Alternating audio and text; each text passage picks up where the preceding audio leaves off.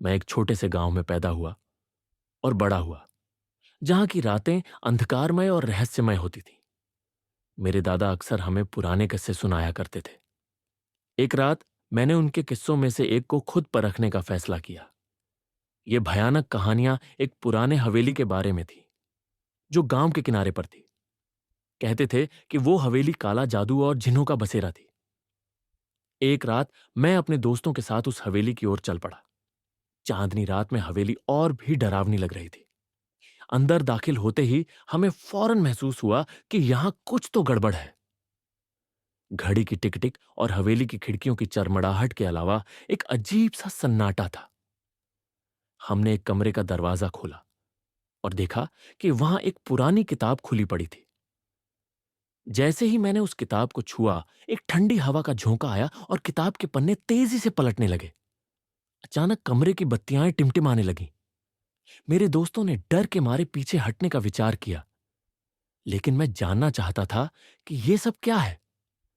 फिर हमें ऐसा महसूस हुआ कि कोई हमें देख रहा है। एक परछाईदार आकृति, जैसे कोई जिन या प्रभावशाली आत्मा, दीवार पर नाच रही थी।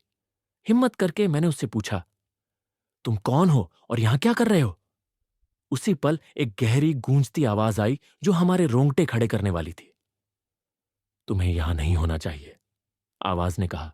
यह स्थान उन लोगों के लिए नहीं है जो यहां की हकीकत को नहीं समझते। हमारी हालत ऐसी थी कि हम बाहर की ओर भागे, लेकिन बाहर जाते ही दरवाजा अपने आप बंद हो गया। हमने महसूस किया कि हमें अब इस चौखट को पार करने के लिए उस आवाज की अनुमति लेनी होगी।